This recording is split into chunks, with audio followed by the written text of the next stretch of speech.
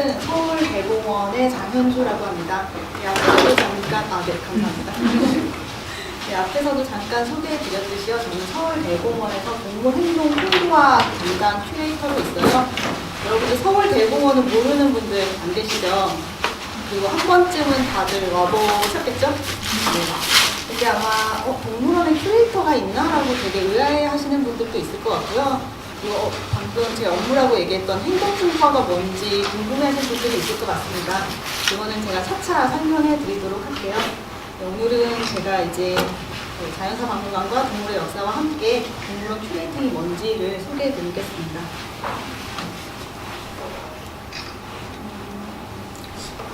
먼저 이제 자연사, 제가 이제 이 오늘 강연과 관련 있는 책은 여기 사이언스 북스의 자연사인데요. 자연사는 말 그대로 자연의 역사를 뜻하죠. 그리고 자연의 역사, 자연, 생물, 지구와 관련된 전반적인 연구 분야를 뜻합니다.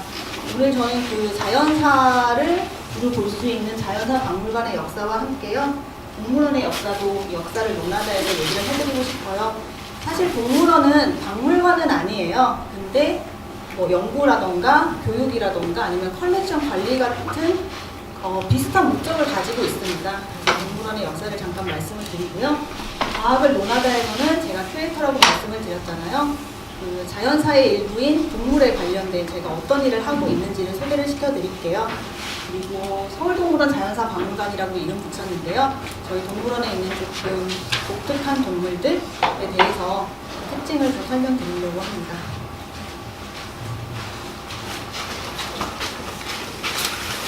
아무래도 자연사 박물관의 역사는요, 그냥 박물관의 역사와 함께 진행될 수밖에 없을 것 같습니다.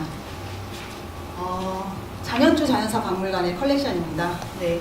여기 이제 제가 동물원에서 일하면서 모았던 것들을 가지고 와봤어요. 사실 여러분 주변에서도 강가에 가서 동글동글한 돌을 모아온다던가 아니면 조개 껍질을 모은다던가 새 깃털을 모으는 사람들이 있을 거예요. 아니면은 본인들도 어렸을 때 그런 것을 한번 모아봤을 거고요. 그런 사람들의 심리가 바로 박물관을 탄생시키지 않았나 생각하고 있습니다. 이거는 이제 제가 동물원에서 근무하면서 모았던 것들인데요. 여기 새 깃털이 조금 있고요. 혹시 이 분홍 깃털이 누구의 깃털인지 혹시 아실까요? 굉장히 대표적인 분홍색 새예요. 플라밍고. 네, 맞습니다. 네, 홍합 플라밍고의 깃털이고요. 이 깃털은 오색앵무라는 새의 깃털이고요. 이 좀 약간 엉성한 이 깃털은 화식조라는 새의 깃털입니다. 그리고 여기 기다란 것은 혹시 추측 가능하실까요? 되게 뾰족뾰족한 호저 가시. 네, 맞아요. 호저 가시예요. 호저의 털은 이렇게 가시로 변형화됐죠? 호저의 털이고요. 이거는 아마 정말 유추하기 힘드실 것 같습니다. 포유류의 것인데요. 사람의 머리카락은 아니고요. 이거는 기린의 꼬리 끝에 있는 술이에요. 이게 이제 빠진 거를 사육사분들이 주신 건데요. 이게 굉장히 좀 이렇게 억셉니다. 그래서 사육사분들은 종종 저거를 모아가지고 이렇게 말아가지고 반지로 만들기도 하더라고요. 네. 그래서 어쨌든 제가 여기까지 모았던 거고요. 네, 이런 것들이 바로 자연사 박물관의 시초가 아니었을까 생각해 볼 수 있을 것 같습니다. 지금 현재 발굴된 가장 오래된 박물관의 유적지입니다. 지금 우리가 보기에는 뭐 아무것도 안 보이죠. 이 박물관은요, 1925년에 발굴되었고요. 연중 530년경에 만들어졌을 것으로 추정하고 있습니다. 바빌론 왕국의 이제 엔니갈디 공주라는 분이 만들어서 이름을 이제 엔니갈디 난나스 박물관이라고 이름을 졌고요. 왜 여기가 박물관이라고 사람들이 추측하게 되었을까? 그럼 바로 이제 이 유적지에서 바빌론 왕국의 것이 아닌 그 이전 유물인 메소포타미아 유물과 함께요. 다른 유물이 또 함께 발굴된 거예요. 근데 그 유물들이 그냥 발굴된 게 아니라 굉장히 나란히 정렬된 채로 발굴되어 있었다고 합니다. 그래서 이게 여기가 아마 박물관이었을 거다라고 사람들이 생각을 할 수 있었던 거고요. 또 하나 저희 박물관에 보면은 이제 각각의 컬렉션마다 이름표가 있잖아요. 이게 바로 그 이름표라고 합니다. 물론 지금 여기 있는 사람들은 알아볼 수 없는데 3가지의 언어로 적혀 있는 어떤 그 컬렉션의 라벨이라고 합니다. 이런 것들이 발굴되었기 때문에 여기가 지금은 가장 오래된, 지금까지 갖고 있는 가장 오래된 박물관으로 여겨지고 있고요. 사실 이것보다 더 전에 박물관이 있었을 수도 있죠. 근데 아직까지 발굴이 안 됐을 수도 있겠고요. 그리고 이 이후에도 아마 뭐 박물관이 계속 생겼다 사라졌다 생겼다 사라졌다 했을 겁니다. 어떤 것들은 아직 땅속에 묻혀 있을 수도 있고요. 이번에 제가 자연사 박물관하고 동물원의 역사를 조사를 하면서 보니까 그 둘의 역사가 상당히 비슷해요. 이제 계속 얘기를 들으시면 이해를 할 수 있을 것 같습니다. 그럼 말씀드리고 싶은 게 이제 16세기 들어서 프루스트 칸모라는 개념이 생겨나게 됩니다. 이건 이제 영어로 하면 캐비넷 오브 큐리어시티, 우리말로 하면 호기심의 방 정도로 해석할 수 있는데요. 이제 이때부터 뭐 귀족이랄지 왕가에서 좀 보기 힘든 예술 작품이나 종교 작품 아니면은 자연에서 볼 수 있는 좀 신기하고 호기심을 자극할 만한 것들을 모으기 시작을 합니다. 당시에 그려졌던 이 그림들을 보면은 프루스트 칸모에 뭐 어떤 컬렉션이 있는지를 볼 수 있을 거예요. 이건 1636년에 그려진 작품인데요. 보시면 뭐 해아도 있고요. 뭐 조각작품도 있고 또 함께 소라껍질 그리고 곤충 표본 같은 것도 좀 보여요. 이런 다양한 것들을 한 곳에 놓고 본인이 이제 보고 싶을 때마다 볼 수 있게끔 한 거죠. 그리고 또 다른 그림에서도 역시 여기 뭐 산호 같은 게 좀 보이고요. 여기는 조금 더 이제 그림도 있고 다양한 컬렉션들이 새 깃털도 보이죠. 다양한 컬렉션들이 있는 것을 알 수 있습니다. 사실 이때까지는 다 개인용 아니면 기껏해야 자기 이제 친구들, 돈 많은 친구들에게 보여줄 수 있는 정도의 용도였고요. 대중에게 공개되는 거는 개몽 시대가 돼야지 대중들에게 공개가 되게 됩니다. 최초의 자연사 박물관은요, 기록에 의하면 16세기에 스위스 취리히에 있었다고 해요. 그 이후에 프랑스 파리에도 이제 자연사 박물관이 생겼는데요. 다들 역시나 이렇게 입장이 제한되어 있었습니다. 그러다가 세계 최초의 이제 대중에게 공개된 자연사 박물관이라고 여겨지는 것은요, 여기 이 사진에 있는 애슈몰린 박물관인데요. 지금 영국 옥스퍼드에 위치하고 있고요. 이게 지금 현재의 모습입니다. 이 애슈몰린 박물관은 당시 골동품상이었던 엘리어트 애슈몰이 본인의 이제 컬렉션, 쿤스트 칸모를 기증을 해요. 옥스퍼드 대학에. 그래서 옥스퍼드 대학에서 이 사람의 컬렉션을 어떻게 할까 하다가 박물관을 살리기로 결정을 했다고 합니다. 그래서 1683년에 이렇게 박물관을 개관을 하게 되고요. 이것이 이제 근대 박물관의 효시로 여겨지고 있고 세계 최초의 자연사 박물관이자 세계 최초의 대학 박물관으로 알려져 있습니다. 당시 1800년대의 모습인데요. 거의 비슷하죠. 지금의 모습이랑요. 그리고 제가 홈페이지에서 이제 얼마 전에 이제 홈페이지를 들어가서 봤는데요. 지금의 애슈몰린 박물관은 이제 자연사 컬렉션을 많이 없고 거의 뭐 회화 작품이랄지 예술품 이런 거를 많이 전시를 하고 있는 것 같아요. 그래서 그 자연사 컬렉션들은 여기 옥스퍼드 대학 자연사 박물관으로 많이 이관이 됐다고 합니다. 이게 그 박물관의 모습이고요. 박물관의 내부 컬렉션은 이렇습니다.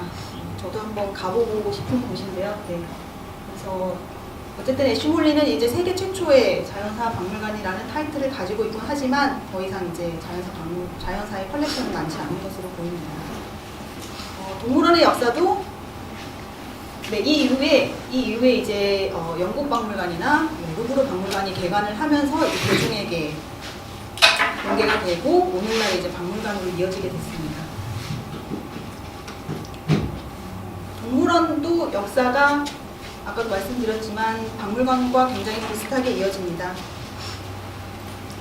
현존하는 가장 오래된 동물원은요, 기원전 3500년 전에 만들어진 것으로 여겨지고 있고요. 2009년에서야 발굴되었습니다. 이집트 히에라콘폴리스라는 지역에서 발굴이 되었는데요. 위치는 이렇고요. 그러면 역시 왜 학자들은 여기를 동물원이라고 생각하게 됐을까요? 이 사진에서 보듯이 동물들의 유해가 발굴이 되었는데요.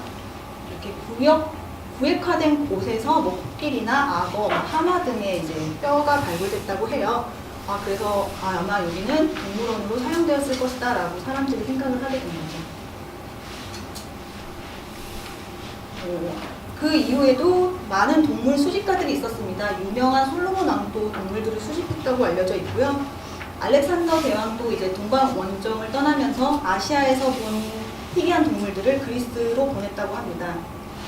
그리고 그 당시엔 그리스 도시마다 동물원이 있었다고 해요. 아시아에서도 중국 황제가 사슴공원을 두고 자기 근처에서 이제 사슴들을 키우면서 보고 싶을 때 관람을 했겠고요. 로마 제국도 많은 동물들을 잡아들였었죠. 유명한 그 검투사들과의 이렇게 대결을 위해서라도 잡아들였던 게 있고요. 그래서 이미 오래 전부터 사람들이 동물들을 잡아다가 자기가 자기 옆에서 키우고 관람하고 했다는 것을 말씀드리고 싶습니다. 아까 제가 앞에서 쿤스트캄머 얘기를 했는데요. 동물원도 비슷하게 흘러갑니다. 이제 왕가나 귀족들이 이제 자기의 이제 개인 동물원을 차리게 되는 거죠. 그거 이제 이름을 미네저리라고 하는데요. 동물 컬렉션이라고 생각하시면 됩니다. 이 그림은요, 여러분들 잘 아시는 프랑스의 베르사유 미네저리예요. 그러니까 지금의 모습과는 상당히 다르죠. 이때가 루이 14세 때의 모습이라고 합니다. 보시면은 여기 새가 그려져 있어요. 아마 여기 이제 동물들이 또 있었을 것 같고요. 이렇게 구획화된 공간에서 자기들이 원하는 동물들을 키웠을 것 같습니다. 그리고 두 번째로 소개해드릴 미네저리는요. 여러분들 잘 아시는 영국의 런던탑이에요. 런던탑도 과거에는 미네저리를 보유하고 있었습니다. 이게 이제 당시의 모습인데요. 여기 라이온 타워라는 곳에서 동물들을 키웠다고 해요. 런던탑 미네저리에 대해서 좀 이렇게 거기에서 살았던 동물들에 대해서 좀 얘기를 해드릴게요. 이거는 이제 당시 헨리 3세가 선물로 받았던 코끼리를 그린 것인데요. 당시에는 동물들을 어떻게 사육해야 되는지에 대한 정보가 많이 없었기 때문에 동물들이 빨리 죽었다고 합니다.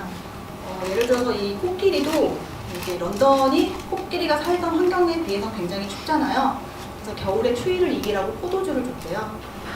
지금으로서는 좀 상상이 안 되죠. 그러다가 2011년에 캔드라 하스티라는 예술가가 이 미네저리에서 희생된 동물들을 기리기 위해서 조각품을 만들게 됩니다.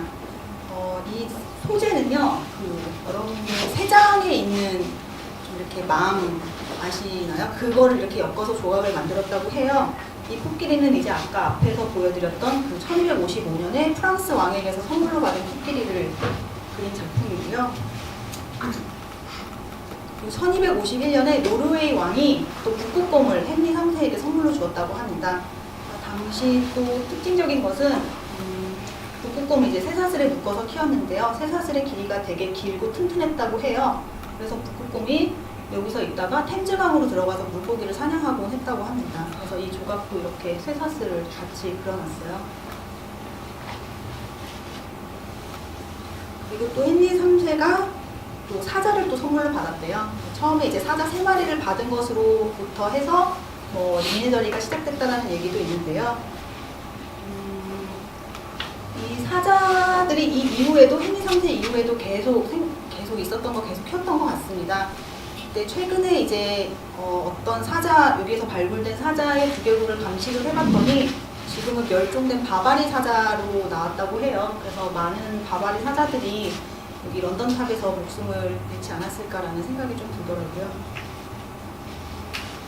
이 이후에 이제 18세기 들어서 이제 대중에게 공개가 됩니다. 런던탑 미네저리가요. 그 당시에 이제 입장료를 받았는데요. 입장료가 3.50 펜스, 지금으로 환산하면 얼마인지 모르겠어요. 그렇게 비싸지 않은 금액인 것 같은데 3.50 펜스 아니면 개나 고양이 한 마리를 받았다고 합니다. 그 이유가 뭘까요? 네, 사자 먹이로 쓰려고 돈 대신에 이제 개나 고양이를 받았다고 해요. 지금으로서는 좀 환산이 안 되죠. 저희 서울 동물원 오실 때 닭 한 마리 가져오세요. 어떤 얘기들이 나올까요? 그리고 이제 대중에게 공개된 이후에 이제 동물들이 조금씩 줄긴 했는데 개코 원숭이 같은 경우에는 굉장히 자유롭게 그 런던탑 일대를 돌아다녔다고 해요. 사람들이랑 같이. 그러다가 1833년에 개코 원숭이 F 원숭이가 어떤 소년의 다리를 물어뜯는 사건이 벌어졌다고 합니다. 뭐 일각에서는 소년이 죽었다라고 얘기도 하고 있고요. 뭐 그냥 다리가 잘렸다라는 얘기도 있는데 어쨌든 그 사건 이후로 런던탑의 미네저리는 문을 닫게 됩니다. 그리고 그 동물들은 이제 다른 곳으로 팔려가게 되죠. 이게 그 팔려가는 모습을 그린 그림이라고 해요. 보시면은 얼룩말도 보이고요. 여기는 사자인 것 같은데 이상하게 줄무늬가 있네요. 그리고 펠리컨이 있습니다. 그래서 런던탑 미네저리에 있던 동물들은요, 당시 리젠트 파크 동물원이라는 곳으로 옮겨지는데요. 이후에 그곳은 이제 런던 동물원으로 바뀝니다. 지금의 런던 동물원이고요. 런던 동물원 같은 경우에는 1828년에 개관을 하고요. 이거는 35년의 모습이라고 합니다. 그리고 또 런던탑 미네저리의 동물들이 위대한 쇼맨이라는 영화 보셨나요? 거기에 주인공인 이 피티 바넘에게 팔려갔대요. 그래서 아마 이 사람의 서커스에 활용되지 않았을까 생각됩니다. 앞에서 말씀드렸듯이 개인의 소장이었던 박물관 컬렉션들이 나중에 이제 개봉 시대에 거쳐서 이제 대중에게 개방되잖아요. 동물원도 마찬가지입니다. 이제 왕가가 소유했던 미네저리가 사람들에게 공개가 되기 시작합니다. 이거는 현존하는 가장 오래된 박물관은요. 지금 현재 오스트리아 쉔부른 궁전에 있는 쉔부른 동물원이에요. 이게 이제 1752년에 처음에는 이제 미네저리로 문을 열었다가요. 바로 이제 10년 뒤에 이제 대중에게 공개가 됩니다. 이거는 당시에 이제 옛날의 사진이고요. 당시 이제 쉔부른 동물원의 뭐 이제 홍보 팜플렛이라고 보시면 되는데요. 그 당시에도 이제 코끼리가 있었던 것 같아요. 그래서 뒤에 보시면 뭐 코끼리 아까 그 건물은 계속 보이죠. 그 당시에 이제 사진인데요. 이제 사람들이 이제 코끼리에게 먹이를 주기 위해서 이렇게 막 모여 있어요. 코끼리가 또 먹이를 먹기 위해서 긴 코를 이렇게 쭉 내밀고 있는 모습이죠. 오늘날의 쉔부른 동물원의 코끼리산은 이렇게 바뀌었습니다. 관람객과 코끼리 간의 거리가 조금 많이 늘어났죠. 넓어졌죠. 그래서 더 이상 이제 사람들이 먹이를 줄 수는 없을 것 같고요. 동물 복지를 위해서 뭔가 많은 것을 하고 있는 동물원이라고 알고 있습니다. 우리나라 최초의 동물원은 어딘지 혹시 아시나요? 제가 근무하는 서울대공원이고요. 처음 동물원이 문을 열었을 때는 지금의 과천 위치에 있지는 않았습니다. 1909년 문을 열었을 당시에는 이제 창경원에 문을 열었고요. 이 당시 이제 일제강점기였잖아요. 당시에 일본에서 이제 우리나라의 왕의 권위를 깎아내리기 위해서 창경궁 궁궐에다가 동물원을 짓고 공원으로 만들면서 이름도 공원에 원자를 넣어서 창경원으로 바꾸게 되죠. 그래서 한동안 창경원이라는 이름으로 불렸다가요. 이후에 이제 궁의 위상을 다시 세우기 위해서 1984년 5월에 지금 현재 있는 위치로 이전을 하게 됩니다. 이거는 창경원이었을 때의 사진이고요. 굉장히 많은 사람들이 몰려있죠. 그러니까 당시에는 뭐 지금처럼 뭐 TV도 없었을 것이고 게임기도 없었을 것이고 여가를 보낼 수 있는 방법이 그리 많지 않았을 거예요. 그 중에 하나가 이제 동물원을 방문하는 것이었을 겁니다. 그래서 굉장히 많은 인파들이 이쪽으로 몰려 있는 것을 볼 수 있고요. 이 사진은 이제 84년 서울대공원 지금의 위치에 이전하고 나서 찍은 사진이라고 합니다. 역시나 이제 엄청난 인파들이 몰려있죠. 그리고 우리나라에서 최초로 돌고래 쇼장을 만들고 돌고래 쇼를 시작하게 됩니다. 과거의 해양관의 모습이고요. 혹시 최근에 동물원 와보신 분 계신가요? 서울동물원? 그쵸. 잘 안 오시죠? 뭐 저희 듣는 얘기로는 사람들이 일생에 동물원을 3번 온대요. 어렸을 때 1번 오고 그 다음에 데이트할 때 1번 오고 결혼하고 이제 애랑 1번 오고 딱 그 3번만 온다고 하시더라고요. 어쨌든 지금의 해양관은요 이런 모습은 아니고요. 지붕이 덮여 있고 도움 형식으로 실내 공간으로 바뀌었습니다. 근데 저희가 최근 몇 년 전에 돌고래들을 다 이제 다른 기관이나 아니면 야생으로 방류를 했죠. 그래서 더 이상 돌고래는 보유하지 않고 있고요. 이 돌고래들이 쇼했던 이 빈 공간은 지금 전시 공간으로 탈바꿈되고 있습니다. 지금 현재 공사 중이고요. 아마 올해 말이나 아니면 내년에 새롭게 바뀐 전시 공간의 모습을 볼 수 있을 것입니다. 그리고 옛날 사진을 찾다가 이 사진을 찾았어요. 아까 심부름 공전이랑 거의 한박인 것 같아요. 네, 역시 사람들이 코끼리에게 먹이를 주기 위해서 모여있고 코끼리는 또 먹이를 받아 먹으려고 이렇게 쭉 코를 내밀고 있는 모습인데요. 서양이나 동양이나 이렇게 동물들에게 먹이 주고 싶어하는 충동은 어쩔 수 없는 것 같습니다. 지금은 이제 시민의식이 향상되면서 동물들에게 먹이 주는 것을 조금 자제토록 하고 있고요. 사람들도 네, 자제하고 있는 추세죠. 오늘날의 지금 과천 서울대공원의 코끼리사의 모습입니다. 네, 코끼리들이 들어갈 수 있게끔 널찍한 풀장을 조성을 했고요. 여기 있는 두 개는 훈련벽입니다. 저희가 이제 훈련을 조금씩 진행을 해요. 뭐 쇼를 위한 훈련은 아니고요. 건강검진을 위한 훈련인데요. 코끼리가 사실 과거에는 사람과 코끼리가 같은 공간에서 훈련을 했다고 하는데 그게 좀 굉장히 위험한 일이에요. 그래가지고 그 사이를 이렇게 격리하기 위해서 훈련벽을 쌓고 사육사는 이쪽에서 코끼리는 이쪽에서 훈련을 진행하게 됩니다. 저희 이제 하절기가 되면 생태설명회가 진행되는데요. 그때 이제 코끼리 생태설명회 시간에 오시면 훈련하는 모습도 볼 수 있을 거예요. 그래서 훈련에 대해서 설명을 들으실 수 있을 것 같습니다. 그리고 또 저희가 이렇게 모래 같은 것을 쌓아서요. 코끼리가 원할 때 모래 목욕을 할 수 있게끔 해주고요. 또 어떤 경우에는 코끼리가 여기 이렇게 모래탑에 기대서 휴식을 취하기도 합니다. 그리고 2014년 이제 서울대공원이 과천으로 이전한 지 한 30주년을 기념해서 기획기사가 실렸더라고요. 서울신문에. 저희 직원 중에 한 분이 이거를 오려가지고 이렇게 사무실 벽에다가 붙여놓은 걸 제가 찍어왔는데요. 당시의 모습을 좀 볼 수 있는 좋은 자료인 것 같아요. 이게 이제 개관했을 때 인파고요. 지하철역이 아마 여기 있을 거예요. 서울대공원 입구가 이쯤일 텐데요. 이거는 아마 통합사일 것 같고요. 정말 어마어마한 인파가 이제 첫날 오기 위해서 방문을 했죠. 네. 그리고 저희 코끼리 열차 있는 거 혹시 아시나요? 과거의 코끼리 열차의 모습입니다. 정말 말 그대로 이제 코끼리 얼굴이 딱 이렇게 차 앞에 있죠. 지금은 약간 달라진 모습의 코끼리 열차를 볼 수 있을 것이고요. 동물을 이동하는 모습의 사진입니다. 그리고 창경원에서 이제 코끼리 이동하는 모습이고요. 또 당시에는 이렇게 쌍두마차가 있었대요. 지금은 더 이상 볼 수 없는 모습인데 여기 기사에 의하면 어린이들에게 참 인기가 많았다라고 쓰고 있습니다. 네, 한통 사진이고요.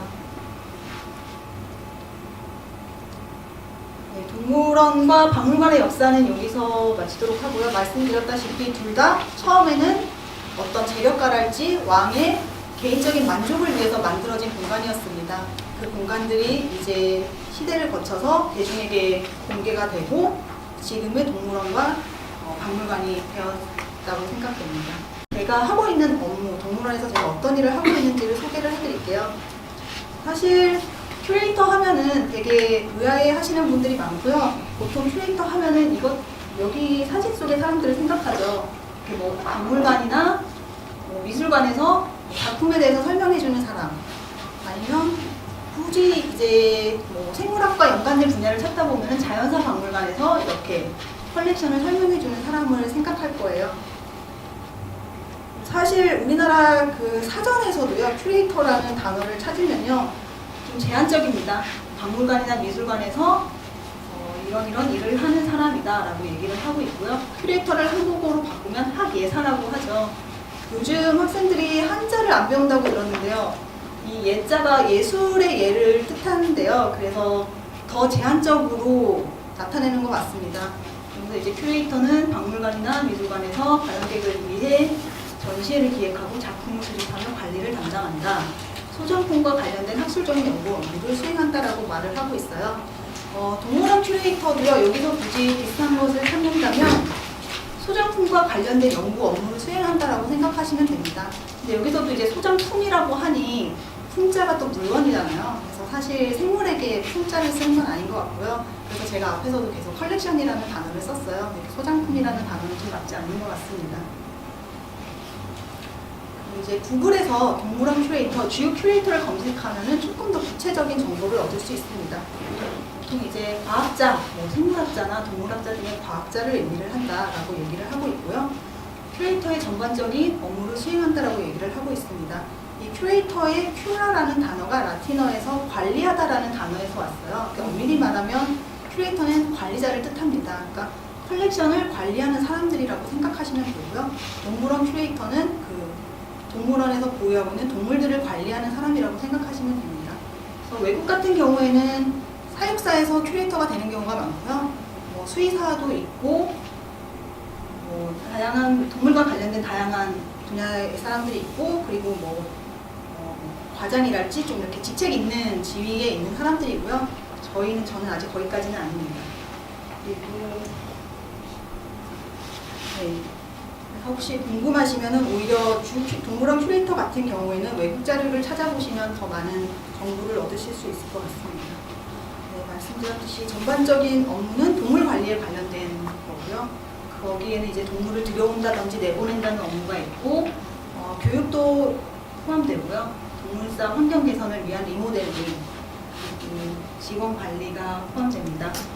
경우에 따라서는 뭐 파충류 큐레이터, 포유류 큐레이터, 토끼리 큐레이터처럼 동물의 분류군에 따라서 나누는 경우도 있고요. 아니면은 뭐 행동관리 큐레이터, 영양 큐레이터처럼 이렇게 업무로 나누는 경우가 있습니다.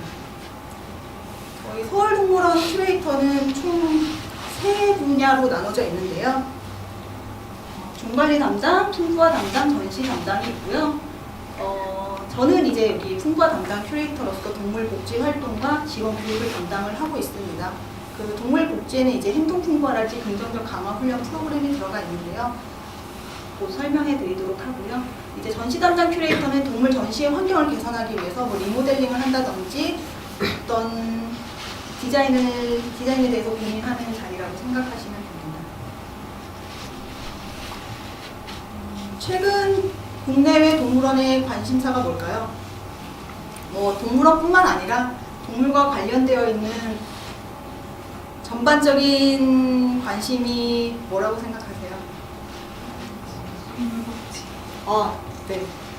정말 복지입니다. 최대. 네. 지금 정말 동물복지, 우리나라뿐만 아니라 해외에서도 동물복지에 굉장히 많은 관심을 가지고 있어요. 그리고 대중들도 동물복지에 관심을 가지다 보니까 또 거기에 대해서 또 해결책을 좀 제시를 해줘야 되거든요. 사실 동물원 하면은 동물복지와 맞지 않는 기관이라는 생각들이 강하잖아요. 그래서 그것을 탈피하기 위해서 굉장히 많은 노력을 하고 있습니다. 그리고 최근에 동물복지로 뉴스 기사를 검색을 해보면요, 꽤 많은 내용이 나오더라고요. 일단 시작은 작년에 이제 뭐 동물원에서 퓨마 사건 때문에 이제 복지에 관한 관심들이 더 커졌던 것 같고요. 그리고 정치권에서도 이제 표심을 얻기 위해서 동물복지를 언급하는 게 거의 필수가 된 것 같고요. 우리나라뿐만 아니라 이제 해외에서도 동물복지에 반하는 이제 서커스가 이제 점점 문을 닫고 있는 현실입니다. 그래서 아까 제가 큐레이터의 주요 업무 몇 가지를 소개해 드렸는데요. 오늘 저는 여기서 동물복지에 관련된 업무를 소개를 해드릴게요. 주로 이제 제가 담당하는 풍부화와 훈련, 그리고 이제 전시 환경 개선에 대해서 말씀드리겠습니다. 네, 동물원 동물의 복지를 위해서는요, 이렇게 뭐 야생 서식지처럼 전시 환경을 개선해 줄 수가 있고요. 일단 전시 환경이 개선돼야지 제가 할 수 있는 프로그램이 더 빛을 발할 수가 있습니다.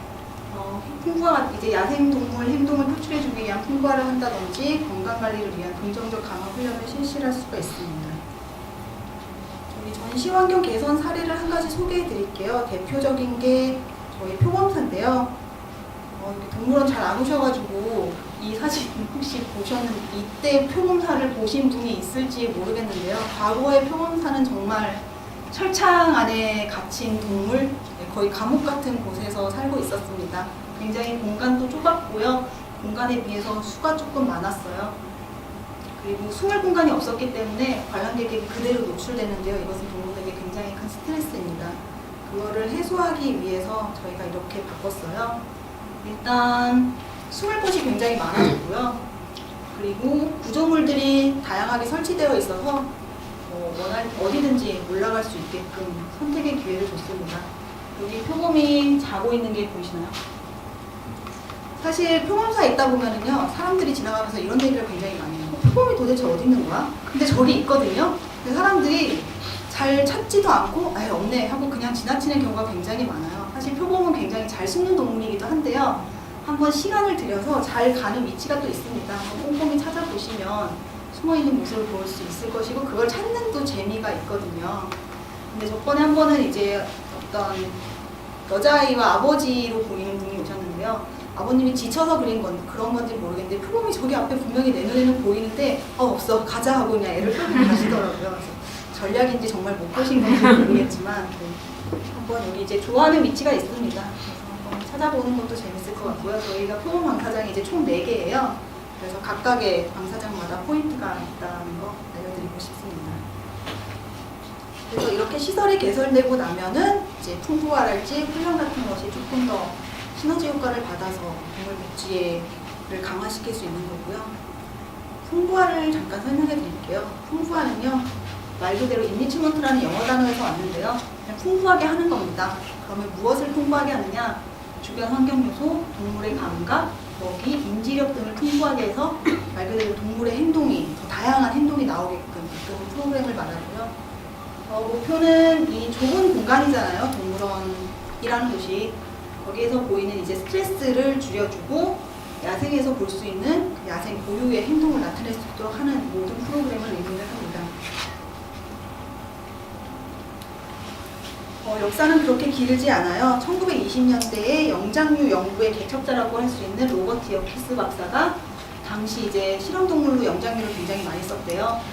그 실험동물, 지금 동물원보다 더 좁은 환경에 갇혀있죠. 이 쬐끄만한 케이지에 갇혀있으니까요. 그 동물에게 풍부화 프로그램을 처음 도입하면서 시작이 되었고요. 40년대부터 이제 동물원에서 풍부화를 동물들에게 적용을 하기 시작했고요. 60년대부터 이제 본격화되었고 지금은 동물원에서 거의 필수입니다.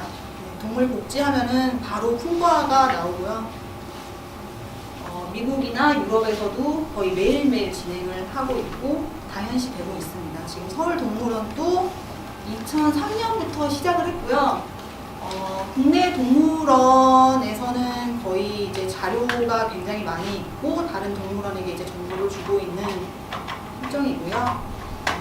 지금 꽤나 많이 이루어지고 있다고 말씀드리고 싶습니다. 이제 뭐 풍부화랄지 아니면 전시환경 개선을 위해서 가장 기본적으로 생각해야 될 질문들이 있습니다. 이 동물이 야생에서는 어디서 살았는지, 야생에서 무엇을 먹었는지, 야생에서 어떤 동물과 어울렸는지, 어떤 행동을 했는지를 고민을 해보고 그것을 이제 풀어줄 수 있게끔 시도를 하는 겁니다. 예를 들어서 불곰을 소개를 해볼게요. 야생에서 불곰은요, 이렇게 다양한 먹이를 먹는다고 해요.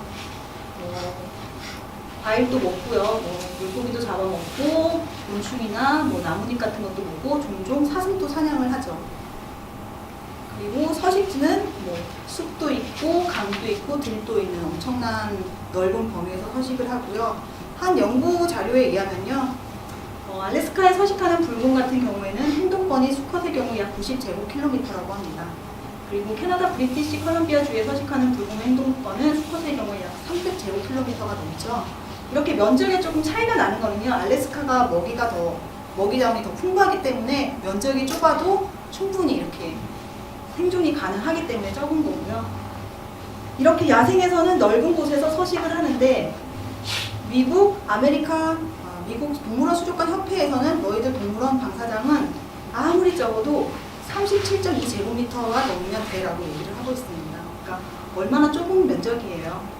그래서 이렇게 대략적으로 50도를 그려봤는데요. 이게 이제 알래스카에 서식하는 곰의 행동권이라면은 브리티시 컬럼비아의 곰의 행동권이 이 정도고요.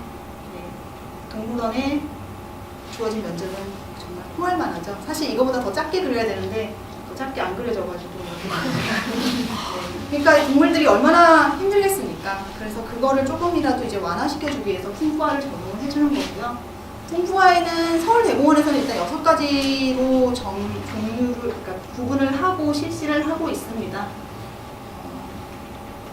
먼저 사회성 풍부화는요, 말 그대로 동물의 사회성을 맞춰주는 겁니다. 그러니까 혼자 사는 동물이 무리랑 같이 있게 되면 엄청난 스트레스를 받게 되고요. 반대로 무리를 지어야 되는 동물이 딸랑 혼자 남과 있게 되면 그건 역시 굉장한 스트레스입니다.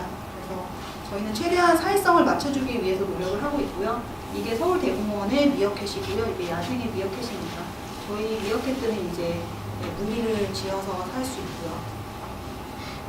그리고 뭐 혼자 사는 동물들은 당연히 이제 혼자 살게끔 해주고 있습니다. 환경풍부화는요, 이제 환경을 조금 더 다양하게 조정을 해줍니다.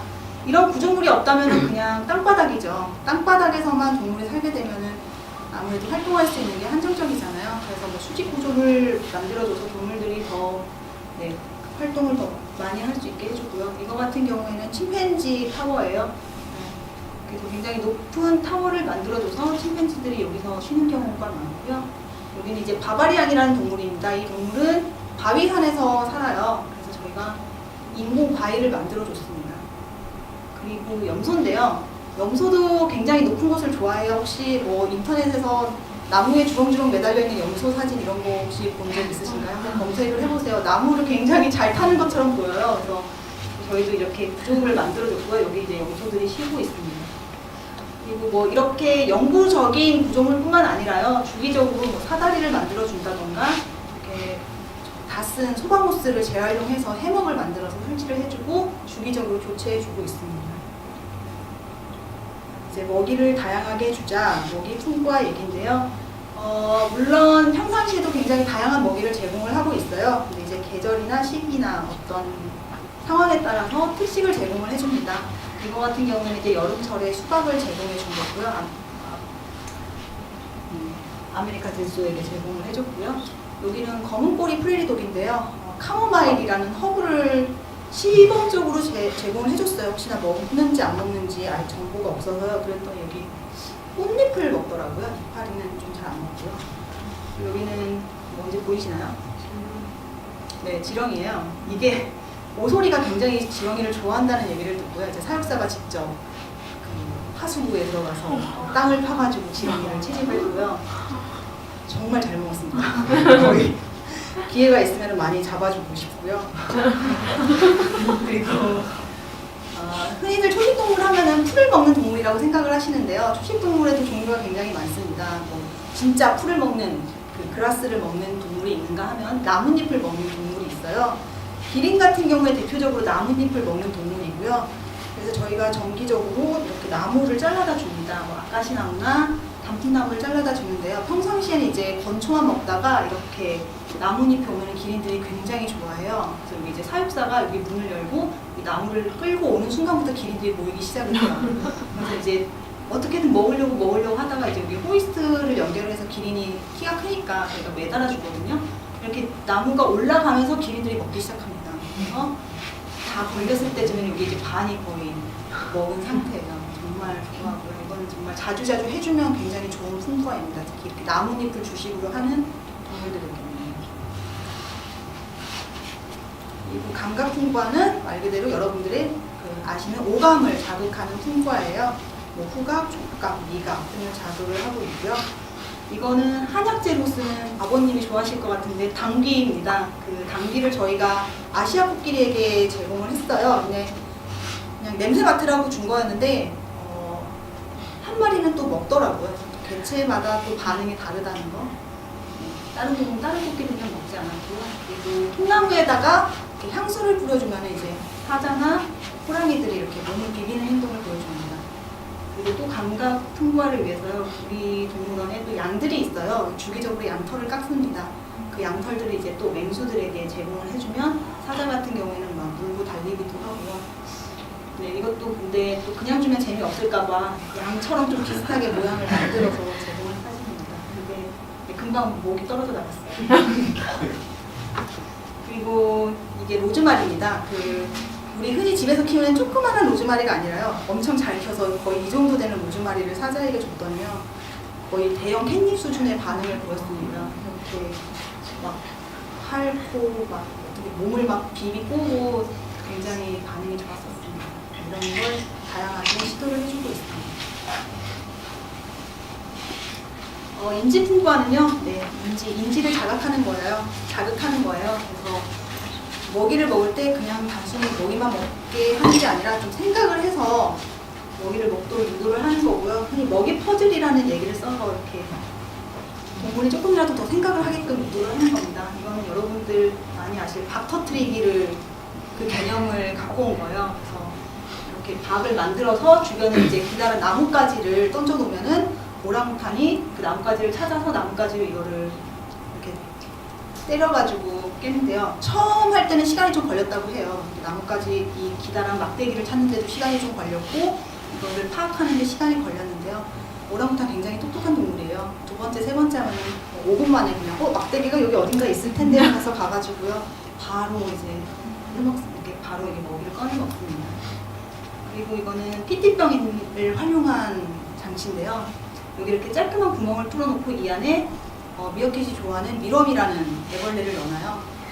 그러면은 가만히 있으면 미럼이 떨어지지 않거든요. 미어캣이 이거를 앞발로 돌려야지만 그 미럼이 떨어지게 했습니다. 미럼이 그거를 파악하고 먹이를 먹기 위해서 이렇게 발을 사용해서 돌리게끔 유도하는 장치입니다. 이 먹이 장치를 이용해서 저희가 사바나 원숭이에게 실행을 해봤어요. 여기 보시면 거의 비슷한 원리예요. 다만 이제 피티병을 이렇게 뒤집어야지 여기 사바나 원숭이들이 좋아하는 땅콩이 떨어지도록 만들었거든요. 그래서 처음에는 어떻게 하는지를 모르니까 탐색을 합니다. 이거를 이게 뭐에 쓰는 물건이고 하면서 이제 고민을 해보죠.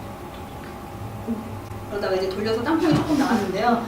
이게 저희가 조금 실수한 게 이게 입구가 너무 쬐끔해가지고 땅콩이 너무 조금 나오는 거예요.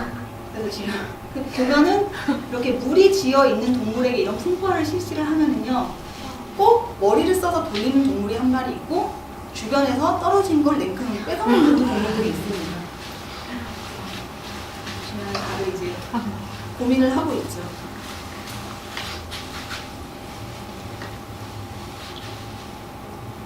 그래서 원숭이 같은 경우에는 처음에 이거를 적용했을 때 파악하는데 시간이 좀 걸리고요. 그 다음 파악하게 되면은 또 너무 또 금방 하기 때문에 좀 적당한 간격을 두고 실시를 하는 게 좋습니다.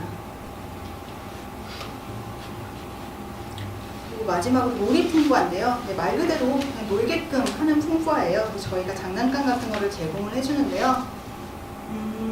사실 어린 동물에게 굉장히 잘 효과가 있습니다. 이거 같은 경우에는 호랑이들이 조금 어렸을 때인데요. 이렇게 공 하나 넣어주면 서로 갖고 놀겠다고 막 싸우고 있고요.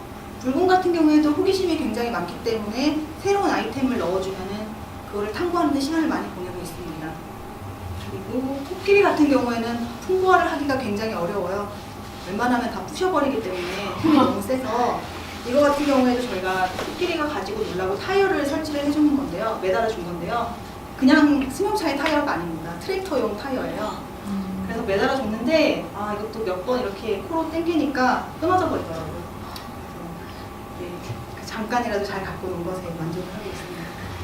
그리고 소형 영장류나 앵무 같은 동물들을 위해서 저희가 쓰는 장난감은 유아용 장난감이에요. 아무래도 유아용 장난감이 무독성이다 보니까 동물들에게도 잘 쓸 수 있는 것 같습니다. 그리고 풍부화에 이어서 저희가 복지 프로그램으로 훈련을 한다고 말씀드렸는데요. 서커스처럼 하는 채찍을 휘두르고 막 윽박지르는 그런 훈련이 아니라요. 긍정적 강화 훈련이라는 개념을 써서 동물이 좋아하는 것을 제공하면서 우리가 원하는 행동을 이끌어내는 훈련입니다. 목적은 쇼가 아닌 건강관리이고요. 코끼리의 발관리랄지 기린의 발굽 관리를 할 수 있고 체중을 측정할 수 있고요. 더 나아가서 초음파 검사, 구강 검사, 체열까지 할 수 있습니다. 우리 동물원에서는 코끼리 체열까지 가능한 단계이고요. 더 나아가서 이제 초음파 검사나 구강 검사까지 시도를 하기 위한 훈련을 진행하고 있습니다. 그 코끼리사에 가면은 긍정적 강화 훈련에 대한 안내판이 있어요. 여러분들 혹시 동남아 가서 코끼리 트레킹을 해보셨는지 모르겠는데요. 그 트레킹 같은 경우에는 코끼리가 굉장히 안 좋은 방법으로 훈련을 받고 있는 겁니다. 그 앵커스라고 하는 끝이 뾰족한 걸로 코끼리를 찔러서 이렇게 사람이 원하는 행동을 이끌어내는 건데요. 예를 들어서 우리가 원하는 행동이 코끼리가 앞발을 보여주는 거예요.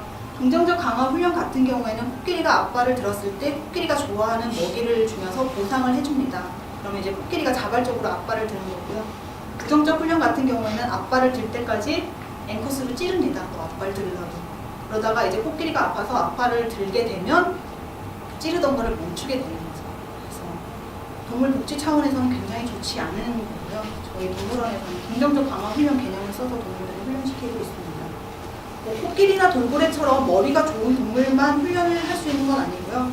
다양한 동물들의 훈련을 실시하고 있습니다. 열서펜저, 수달, 피그미아마, 샤망 등 할 수 있고요. 뭐 해외에서는 뭐 상어도 훈련시킨다고 해요. 그러니까 웬만한 모든 동물들에게 다 시간만 투자하면 훈련을 시킬 수 있는 거라고 생각합니다. 여기까지가 제가 하는 업무, 그리고 서울동물원에서 하는 복지 관련된 업무를 얘기를 해드렸고요. 나아가서 이제 동물원에서 확인해보는 자연사라고 이름 붙였는데요. 앞에서도 말씀드렸듯이 자연사 박물관이나 동물원이나 성격이 비슷합니다. 같이 이제 어떤 컬렉션을 관리하는 거는 같다고 보시면 되고요. 동물원에 있는 동물 중에서 좀 독특한 동물들을 좀 소개를 해드릴게요. 이 새 같은 경우에는 여기 호주 북부나 뉴기니의 열대 우림에서 서식을 하고요. 과일을 주식으로 하는 새입니다. 사람들이 이제 동물원 와서요, 동물을 그냥 흘낏 보고 지나가는 경우가 많아요. 특히 화식조 같은 경우에도 그냥 보고 지나가는 경우가 많고 캥거루에 더 많은 관심을 보이는데요. 제가 여기서 보여드리고 싶은 거는 화식조의 발톱입니다. 여기 보면은 제일 안쪽 발톱, 두 번째 발톱이 굉장히 날카로워요. 여러분들 영화 쥬라기 월드에서 벨로키랍토르라는 공룡 혹시 기억나시나요? 영어로 벨로시랩터라고 하는 것 같은데요. 그 공룡의 발톱이 이렇게 생겼죠. 이렇게 점프를 해서 2공룡은 육식공룡인데요. 점프를 해서 이 날카로운 발톱으로 먹잇감을 찢어서 사냥을 한다라고 알려져 있습니다.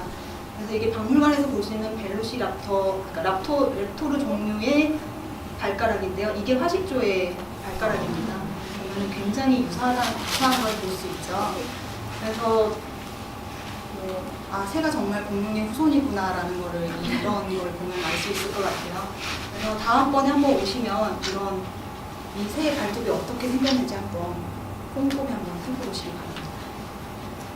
인터넷 검색하면 나오겠지만 어린 화식조의 모습이에요. 성체와는 좀 다르게 이제 갈색빛을 띠고 있고 아직 얼굴은 성체와 달리 약간 흐리죠. 그리고 이렇게 두 가닥에 살이 나와야 되는데 그것도 굉장히 짧고요. 여기서도 보여드리고 싶은 게 발톱인데요. 네, 아직 조금 짧지만 그래도 다른 발톱에 비해서는 날카로운 게 보이시죠? 네, 이게 이제 점점점 커져서 아까 그 성체 같은 그런 발톱을 갖게 되는 거고요. 말씀드렸다시피 이 새는 과일을 먹는 새예요. 사냥을 하는 새가 아닙니다. 그냥 이제 뭐 자기 새끼를 보호할 때나 아니면 자기 자신을 보호할 때 이 무기를 쓰는 거고요. 실제로 호주나 뉴기니에서 이 새 때문에 죽은 사람의 있다는 기록이 좀 된다고 합니다. 그리고 이게 몇 년 전에 서울동물원에 들어왔던 화식조의 모습이고요. 이 새가 이제 조금 커서 이런 모습을 갖게 되었는데요. 보시면은 등이 이제 약간 시커먼 깃이 올라오는 거를 볼 수 있을 거예요. 그리고 이거는 아마 좀 보기 힘들 것 같아서 제가 가지고 왔는데요. 어린 화식조가 목욕하는 모습입니다. 이제는 더 이상 이런 모습이 없고요. 이제 완전히 성체의 모습을 갖췄습니다. 그래서 여기 보시면은 화식조는 목욕을 좋아하고요. 제가 가장 좋아하는 새라고 말씀드렸는데요. 그 이유 중에 하나가 화식조 같은 경우에는 독특하게 암컷이 알을 낳고 가버립니다. 수컷에게 맡겨놓고 수컷이 남아서 알을 힘고 새끼들을 키우는 거예요. 그래서 그 전략이 굉장히 멋진 것 같더라고요. 우리들도 좀 그런 전략을 취했으면 좋겠는데 그래서 제가 굉장히 좋아하는 새가 되었습니다. 여기 보시면은 얼기설기 있는 털을 열심히 보시면은 거의 날개는 보이지 않죠. 그냥 몸뚱아리 하나 있는 것처럼. 안타깝게도 이제 다 커서 이런 모습을 볼 수 없고요. 만약에 목욕하는 모습을 본다면 이제 그 시커먼 깃털을 가진 성체가 목욕하는 모습을 볼 수 있을 것입니다. 두 번째로 설명해드리고 싶은 동물은요, 홍학인데요. 잘 안 보이실 것 같은데 홍학의 대표적인 특징은 여가 섭식자라는 겁니다. 이렇게 독특한 부리를 이용해서 플랑크톤을 걸려 먹어요. 이게 이제 서울대공원의 홍학들의 모습이고요. 저희는 여기 앞에 있던 홍학 4종류가 다 있습니다. 여기 칠레 홍학, 여기 큰 홍학, 카리비안 홍학, 저희는 휴가 홍학이라고 명명하고 있고요. 그리고 새 홍학 저희는 꼬마 홍학이라고 부르는데요. 서울대공원에서는 여기 4종을 다 볼 수가 있습니다. 그래서 여기서 제가 보여드리고 싶은 거는 둥지예요. 이렇게 저희는 새들이 둥지를 지을 수 있는 환경을 조성을 해주고 있고요. 특히 비 온 다음 날 오시면은요, 여기 이렇게 빗물이 고여 있잖아요. 여기 있는 진흙을 이용해서 둥지를 다듬는 모습을 볼 수 있습니다. 사실 비 오면 동물원에 안 오시죠. 근데 비 오는 날 동물원 오면은 굉장히 평소에는 보기 힘든 모습들을 많이 볼 수 있습니다. 동물들이 또 좀 더 흥분해 있는 것 같기도 하고요. 굉장히 요상한 소리를 내면서 울기도 하고 이렇게 좀 둥지는 모습도 볼 수 있고요. 언제 한번 기회가 되신다면 비 오는 날 한번 동물원에 와보는 것도 괜찮을 것 같습니다. 홍학의 독특한 부위인데요. 여기 독특한 걸러 먹을 수 있는 구조가 있어서 플랑크톤을 걸러 먹습니다. 먹이를 먹을 때는 이렇게 이 부리를 이용하기 때문에 머리를 뒤집어서 먹어야만 하고요. 이게 이제 머리 먹을 때의 모습입니다.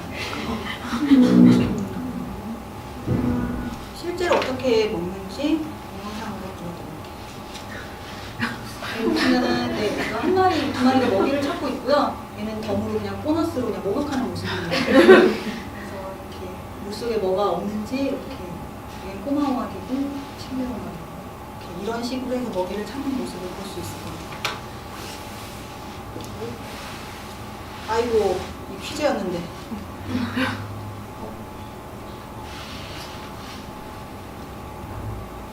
퀴즈였는데. 이게 굉장히 골격이 독특하잖아요. 잠시만요. 제가 뭐 하나를 준비했습니다. 아이고, 퀴즈였는데. 이게 무슨 동물의 알일까요? 모른 척하고. 네? 무슨 동물인가요? 못 보셨어요? 아, 그래요? 무슨 동물 알일까요? 여기 알이어서 새라고 생각할 수 있는데요. 여기 발가락이 있어요. 포유류입니다. 여러분들 알 낳는 포유류가 있는 거 아시죠? 그래서 대표적인 포유류가 이제 오리너구리고요. 그 다음 포유류가 이제 가시두더지예요. 여기도 역시 이렇게 알을 낳는 당공목에 속하는 동물이고요. 복분의 주머니에 알을 낳아서 부화를 시킵니다. 근데 이 동물이 서울대공원에 있어요. 많은 분들이 모르시는데요. 남미관에서 볼 수 있고요. 사실 볼 수 있다는 말도 좀 잘못된 말인데 남미관에 있고요. 사실 사육사도 보기가 힘든 동물이에요. 이 동물이 야행성이어서 평상시에는 흙 속에 있다가 밤 되면 이제 나와서 먹이 먹고 또 해가 뜨면 다시 들어갑니다. 그래서 사육사도 생사를 확인하기 위해서는 돌을 들어본다던가 땅을 판다던가 해야지 생사를 확인할 수 있어요. 그래서 제가 특별히 주문해서 이제 이 동물의 사진을 사육사께 부탁을 해서 찍은 모습이고요. 네. 그러니까 머리는 이미 땅속에 파묻혔기 때문에 더 이상 파묻히면 이제 동물이 스트레스를 받을 것 같으니까 여기서 찍은 거고요. 저도 아직 한 번도 못 봤습니다. 아마 굉장히 보기 힘든 동물이고 사실 예전에는 남미관에 이 동물의 설명판이 있었어요. 근데 사람들이 계속 이 동물 어딨냐고 물어보더래요. 그래가지고 어차피 보여줄 수도 없는 거 지금은 설명판을 없앴습니다. 올라가시면 나무늘보랑 거북이가 있는 칸이 있는데요. 거기 어딘가에 이 녀석이 자고 있습니다. 그리고 요거는 제가 골격 먼저 보여드리려고 하는 거예요. 지나가면서 아까 보셨는지 모르겠지만 어떤 동물의 골격일까요? 네. 근데 이게 조금 이 뼈만 보면은 좀 공룡같이 생긴 것 같아요. 이렇게 주둥이는 되게 길고 이렇게 발톱은 또 되게 크게 휘어져 있고 그래서 사실 못 맞출 것 같아서 올려놓은 사진이었는데 제가 실수로 큰개미 할기의 골격이고요. 서울동물원 남미관에서 볼 수 있습니다. 여기 나와 있듯이 이 아까 그 기다란 발톱을 이용해서 개미집을 부순 다음에 개미를 먹고요. 이빨이 없는 동물입니다. 여기 이제 혀가 굉장히 길고 혀가 거의 문길이 많아다는 얘기도 있더라고요. 그리고 꼬리도 굉장히 숱이 되게 많죠. 사실 꼬리뼈만 보면은 이렇게 숱이 많은 꼬리일 거라는 상상이 안 되는데 꼬리가 굉장히 거의 이불 같습니다. 여기 서울대공원의 개미할기의 모습이고요. 저희가 이제 풍부화로 가끔 나무를 넣어줘요. 그러면은 그 튼튼한 앞발을 이용을 해서 나무를 이렇게 부순 다음에 곤충을 찾습니다. 그리고 발톱이 있기 때문에요. 이 동물 같은 경우에는 고릴라처럼 너클 보행이라고 해서 손가락 마디로 걷습니다. 또 굉장히 독특하고요. 이 꼬리가 몸 길이 많았다고 했잖아요. 잘 때는 경우에 따라서 알겠지만 꼬리를 이불처럼 덮고 이 몸을 한다. 장면이 같습니다. 다음 소개해드릴 동물은 코끼리인데요. 육상에서 가장 큰 동물이죠. 사실 코끼리를 실제로 보는 것만으로도 경외감을 느끼실 거예요. 코끼리의 가장 큰 특징은 긴 코죠. 저희 서울대공원의 코끼리들이고요. 코끼리가 갓 태어나면은요, 이 코를 어떻게 쓸 줄 몰라가지고요, 그냥 이렇게 대롱대롱대롱 들고만 댕긴대요. 그러다가 이제 어미가 하는 걸 보고 주변에 다른 코끼리들이 하는 걸 보면서 이제 코를 어떻게 쓰는지를 연습을 하게 되고 점점 힘이 붙으면 이제 어른 성체처럼 쓸 수 있게 됩니다. 근데 코끼리 코에 뼈가 없다는 사실은 혹시 알고 계셨나요? 코끼리 코에는요, 뼈가 없고 대신 4만 개 이상의 근육으로 이루어져 있대요. 그렇기 때문에 굉장히 섬세하게 움직일 수 있고요. 우리 생각해보면은 손가락에 뼈가 있으니까 이게 이 뒤로는 안 넘어가잖아요. 근데 코끼리는 근육으로만 이루어져 있기 때문에 굉장히 유연하게 움직일 수 있고, 또 뛰어난 감각기관이어서 웬만한 개보다 냄새를 더 잘 맡는다고 합니다. 그래서 코끼리의 두개골을 보게 되면 뼈가 없다는 것을 알게 되죠. 이거는 사자가 사냥한 코끼리의 흔적이라고 합니다. 그리고 마지막으로 설명해 드릴 동물은요, 우리 인간과 가까운 고릴라인데요. 처음에 그 미네저리 당시에는 고릴라가 왔을 때 이게 동물인지 아니면은 원시 부족인지를 몰랐대요. 그래서 어떻게 키울 줄을 몰라서 당시에 이제 고릴라를 사슬에 묶고 침대를 제공을 하고요. 그리고 사람이 먹는 빵과 포도주, 딸기 이런 거를 줬다고 합니다. 그러다가 이제 19세기인가가 되면서 이제 얘는 우리랑은 다른 종이다 라고 해서 분류를 하고, 근데도 이제 사육은 어떻게 해야 될지를 몰랐대요. 정보가 없었대요. 그래서 뉴욕 브롱스 동물원에 처음으로 이제 고릴라가 갔을 때는 뭘 줘야 될지 몰라가지고 사람들이 먹는 먹이를 줬다고 합니다. 그러니까 근처 식당에서 스테이크 같은 거를 받아다가 줬대요. 왜 스테이크를 받아다 줬냐면요, 이게 이제 우리 서울동물원의 고릴라고요. 고릴라의 얼굴을 보면요, 굉장히 긴 송곳니가 있습니다. 아마 이것 때문에 사람들이 육식동물이라고 생각했었나 봐요. 그래가지고 고기를 먹을 줄 알고 스테이크를 줬더니 먹이를 거부했대요. 당연히 거부하겠죠. 초식동물인 거 아시죠? 그래서 금방 죽었다고 합니다. 처음에는 사육사들이 굉장히 의아해했대요. 근데 사실 이 송곳니는요, 스테이크를 찢는 그런 송곳니가 아니라 아프리카 산림에서 거친 나무 줄기 섬유질을 뜯거나 아니면은 이제 짝짓기 할 때 암컷에게 보여줄 과시용으로 진화한 거지 스테이크용은 아니었습니다. 그래서 어쨌든 브롱스 동물원에서 첫 번째 고릴라가 그렇게 죽고 나서 두 번째 고릴라를 데리고 왔는데 역시나 1년 안에 죽었다고 합니다. 우리 수컷 고릴라고요. 우리 수컷 고릴라가 좋아하는 거는 샐러리, 풀 같은 거 굉장히 잘 먹습니다. 제가 더 동물에 대해서 소개를 해드리고 싶지만 시간이 많지 않고 저희 동물이 굉장히 많아요. 거의 한 270~80종 되기 때문에 그 동물들을 다 소개할 수는 없을 것 같고요. 살아있는 동물이니까 그 동물이 야생에서 어떻게 살았는지 정도는 좀 알아두시면 아마 그 동물이 다르게 보일 것 같습니다. 저는 여기까지 하고